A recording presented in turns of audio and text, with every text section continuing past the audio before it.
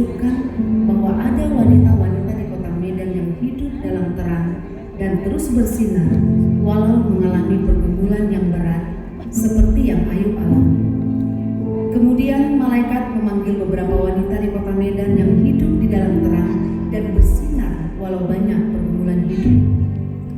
Wanita pertama adalah seorang janda miskin yang hidup bersama 3 orang anaknya. Janda miskin ini diberi sebutan sebagai Naomi oleh malaikat karena janda ini tidak pernah kecewa dengan Tuhan dan tetap mengutamakan Tuhan dalam hidupnya, dan anak-anaknya pun hidup di dalam terang. Mari kita saksikan drama yang berjudul Bersinar Terus Dalam Gelap Dunia.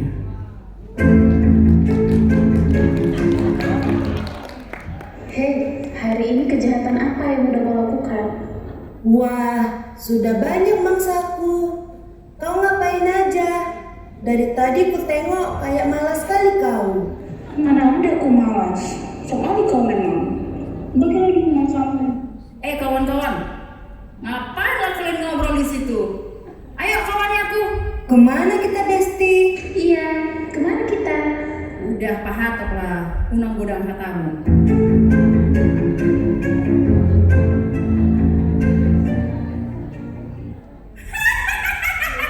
Akhirnya sampai juga di kota Medan ini. Ternyata hidup orang Medan ini sama juga dengan kota lain, hidup dalam kegelapan. Kurasa gak ada yang hidup dalam terang dan tak bersinar di kota Medan ini. Coba ku panggil dulu ya si malaikat itu, biar kutanyakan langsung. Masih ada nggak wanita yang hidupnya tetap bersinar walau banyak pergumulan hidup? Sebentar ku WA lah dulu dia. Ku chat atau ku telepon aja ya? Telepon aja lah biar cepat. Capek kali ngetik-ngetik banyak.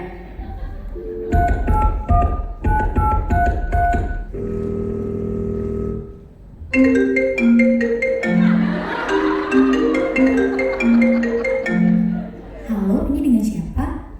Hei malaikat, ini aku iblis. Hai Iblis, dari mana dapat nomor WA aku? Ada apa menelpon aku? Kamu nanya? Aku kan iblis. Apapun yang ku mau pasti dapat dong. Semua caraku tuh paling jahat. Wah, ternyata kamu benar-benar iblis. Emang iya? Udahlah, capek. Kok ku matikan teleponku sama dia? Kan tadi aku mau bertanya.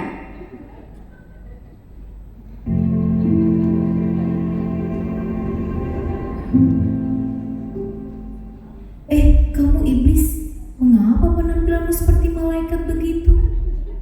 Kamu nanya? Kamu bertanya-tanya? Ku kasih tahu ya, biar tahu kau. Kan ada itu tertulis. Di mana lah ya itu?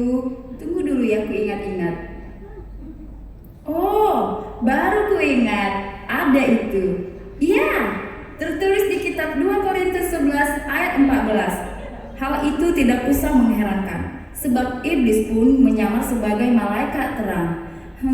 Apalagi wanita sekarang hanya melihat penampilan luar saja dan tidak melihat isi hatinya. Oh, jadi kamu ajarkan manusia supaya hanya melihat penampilan luarnya saja. Kamu tahu, Tuhan itu selalu melihat isi hati manusia. Tidak seperti kamu yang hanya melihat dari penampilan luarnya saja. Oh iya, anyway iblis, ada gerangan apa tadi menelponku? Oh, tadi itu aku mau menantangmu. Menantang apa iblis? Menantangmu untuk menunjukkan apakah masih ada wanita di kota ini yang masih terus bersinar dan menjadi terang walau dalam pergumulan berat. Udah, itu aja. Sebenarnya aku udah tahu apa yang ada di pikiranmu iblis. Oke lah kalau begitu, akan segera aku tunjukkan yang kamu minta. Inilah dia, mereka.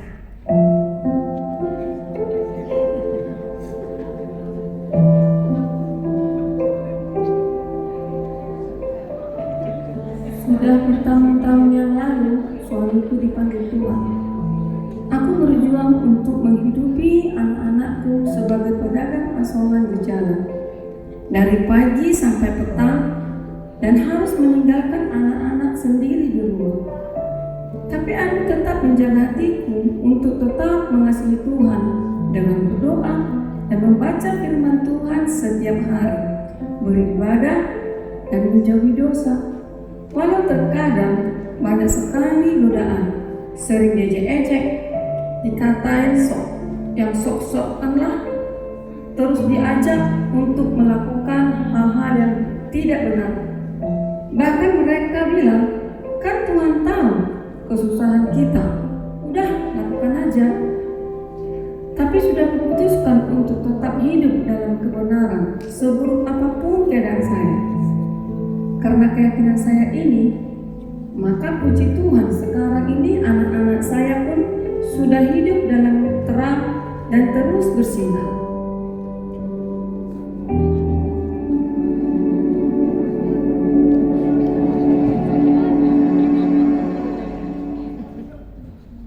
Baiklah, yang berikutnya ini adalah seorang wanita yang mengalami sakit berat. Sudah lama dan sampai saat ini saya mengalami penderitaan secara fisik karena penyakit yang ada di dalam tubuhku. Pada saat itu ada muncul pikiran untuk memilih mati saja daripada hidup dalam kesakitan. Tapi waktu itu aku disadarkan oleh firman dan bimbingan jemaat membuat saya semakin kuat dan tetap setia hidup dalam kebenaran. Kondisi saya yang sakit berat dipakai Tuhan untuk menguatkan hati beberapa orang yang mengalami pergumulan yang sama. Saya tidak mau tawar hati, walaupun secara lahiriah semakin merosot. Namun manusia batinku diperbaharui dari hari ke hari, sehingga kondisi saya yang menderita penyakit bisa menjadi inspirasi dan memotivasi bagi orang lain. Saya seorang pekerja di perusahaan yang dimana ada banyak berbagai macam suku, agama, dan karakter yang berbeda-beda. Tapi ada persamaan mereka, yaitu tidak suka kebenaran. Mereka menganggap saya aneh dan sok suci karena saya tidak mau mengikuti cara-cara mereka yang duniawi. Mereka mengintimidasi saya dan membuli saya karena saya tidak mau memanipulasi perusahaan. Kejujuran dan kekudusan saya membuat mereka menjauhi saya. Bahkan karyawan yang beragama Kristen pun tidak suka dengan saya karena saya seorang pekerja yang takut akan Tuhan, yang selalu mencintai kebenaran dan menjalankan pekerjaan untuk dilihat Tuhan, bukan karena terlihat oleh pemimpin. Walaupun tidak mudah dijalankan, namun saya bisa karena Tuhan. Puji Tuhan, akhirnya ada karyawan yang terinspirasi dan mau hidup terang. Kamu tahu iblis, aku sudah menyiapkan wanita yang berikut ini. Dia sudah sukses dalam karir, udah cantik, terus berkelimpahan lagi secara materi. Kamu mau melihat? Masih banyak loh yang menjadi contohan seperti yang berikut ini. Akan aku tunjukkan. Masuk. Saya bersyukur diberkati Tuhan dalam banyak hal, seolah-olah tidak ada kekurangan dalam hidup saya. Karena rasa syukur itulah saya mau banyak berbagi dan bersedekah kepada sesama. Semakin banyak saya membantu sesama, semakin bertambahlah sukacita dalam diri saya. Karena firman Tuhan berkata di Kisah Para Rasul 20 ayat 5, adalah lebih berbahagia memberi daripada menerima. Tetapi dunia tidak suka dengan apa yang saya lakukan. Teman-teman saya menjauhi saya karena saya banyak berteman dan bersahabat dengan orang-orang yang sederhana hidupnya. Mereka menganggap saya bodoh dan aneh. Mereka bilang, "Hello, kenapa kamu mau berteman dengan mereka yang aneh itu? Kan gak level kita loh." Saya memberi. Mereka anggap bodoh karena memberi tanpa meminta imbalan apapun. Mereka hanya berpikir untung rugi saja. Bagi saya, berbagi adalah salah satu cara saya mengasihi sesama dan untuk menyenangkan hati Tuhan. Saya bersyukur karena karena beberapa orang yang saya bantu semakin bersinar hidupnya dan tetap setia kepada Tuhan.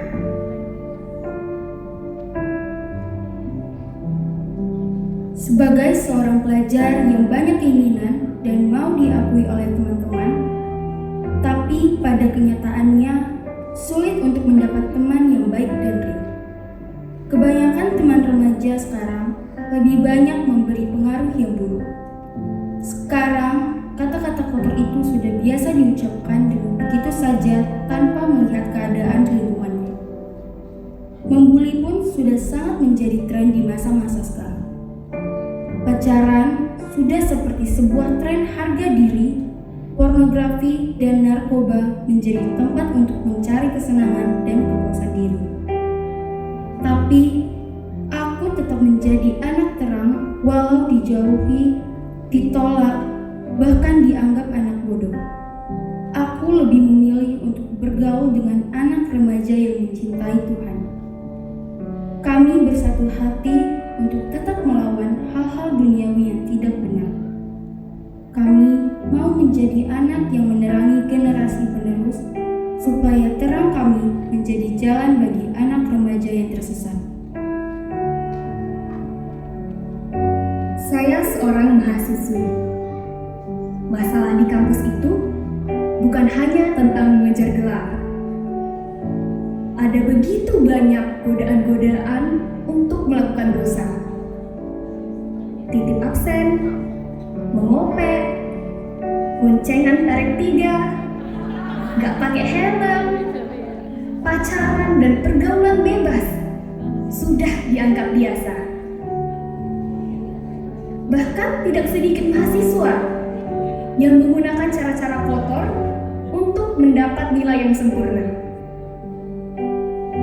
Di kampus, saya juga sering menjumpai orang-orang yang mempertanyakan keberadaan Tuhan.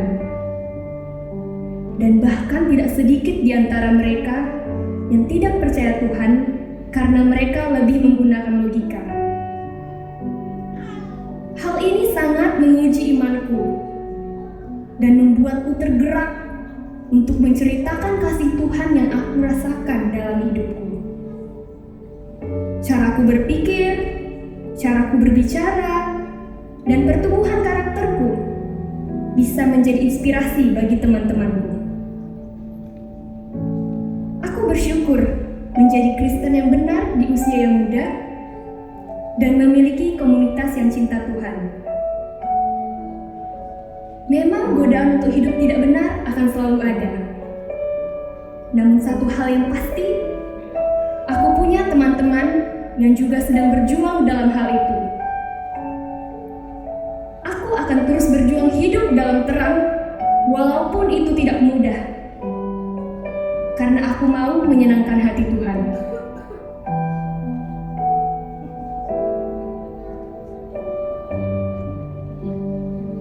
Selanjutnya, wanita yang berikut ini. Udah. Cukuplah itu. Aku gak sanggup lagi. Terang dan sinar membuat aku seperti terbakar. Hai, kamu janda miskin. Kan banyak di luar sana pria yang berdoa untuk menjadi suamimu. Aku mau mencari suami yang mencintai Tuhan di atas segalanya. Dengan demikian, itu sudah jaminan bahwa dia akan mengasihiku juga. Kau kan sakit. Kenapa kau tidak kutuki saja Tuhanmu? Apakah kita hanya mau menerima yang baik saja dari Tuhan, tetapi menerima yang buruk tidak? Aku berdoa dan berharap kesembuhan dari Tuhan. Tapi kalau doaku tidak dijawab pun, aku akan tetap setia dan bersinar, walau dalam penderitaan. Sekalipun kau tak menjawabku,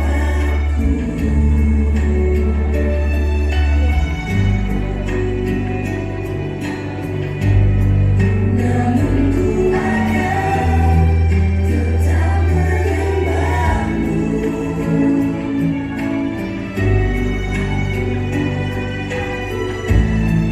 Bagiku hanya Kau Tuhan.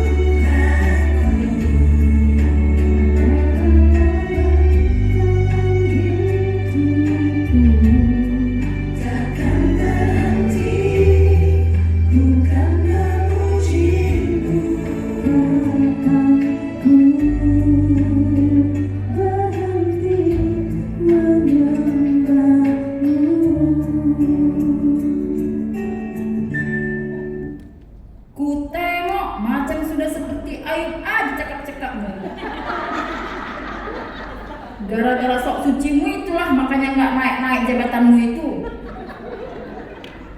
Lebih baik menderita karena Tuhan tahu. Enyah kalau kau iblis. Kok marah-marah? Marah-marah itu dosa loh. Kamu kan banyak kesenangan yang bisa dibeli dengan uang. Kenapa pula kau sok bantu-bantu orang lain? Rugilah. Kamu tahu iblis, gak semua kesenangan itu bisa dibeli dengan uang, apalagi kesenangan yang dari Tuhan. Hei iblis, kamu memang kebanyakan gaya ya. Sekarang kamu tahu kalau di kota Medan ini banyak wanita yang menjadi terang dan terus bersinar dan akan terus bertambah dan bertumbuh di dalam Tuhan. Enyahlah kau iblis.